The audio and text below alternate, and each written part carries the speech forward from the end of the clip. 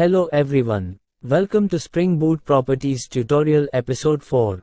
In this video, I will show you how to fetch the property values of different data types from application.properties file.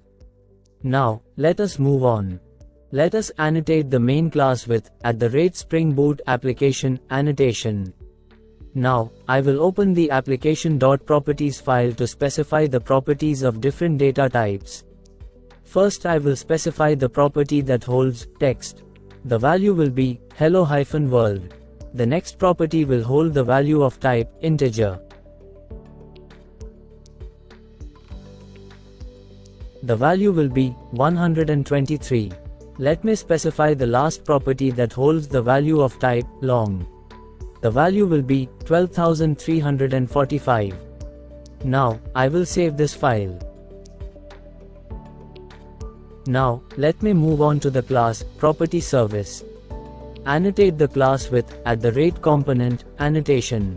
Now, let me import the value annotation from Spring Framework package.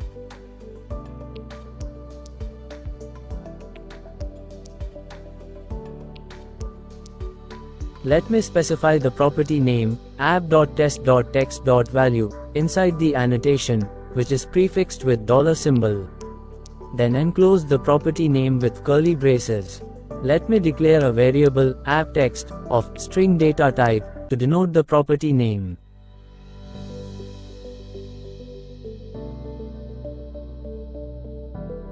Similarly, declare a variable app_integer_value of integer data type to denote the property that holds integer value.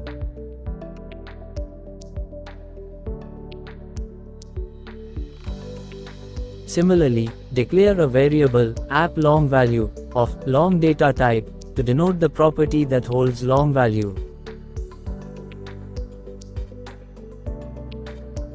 Now, create a method named getProperties of different type.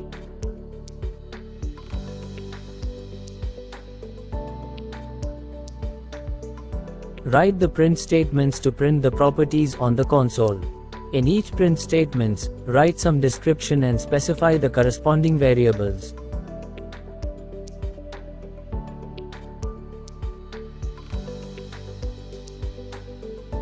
Now, let me open the controller class. Let me annotate this class with @RESTController annotation. Then, specify the annotation request mapping to specify the URI. Now, auto-wire the bean property service. Then, create a method named getPropertiesValue, which is annotated with getMapping annotation. Now, call the method getProperties of different type using the bean property service.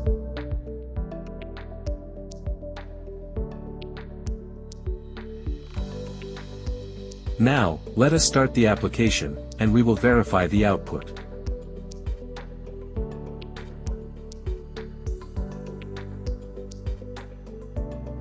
Now, the application has been started with default port number 8080.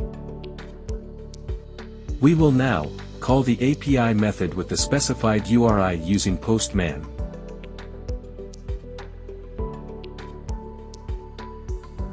As you know, the application runs in local, hence we have specified as localhost. Upon executing the API, we will get 200 OK success response soon. Now, let us verify the print statement in the Eclipse console. As expected, the property has been fetched correctly, and it is printed in the console. That's it. In this video, we have seen how to fetch the property values of different data types from application.properties file. Thanks for watching this video. See you later. Bye.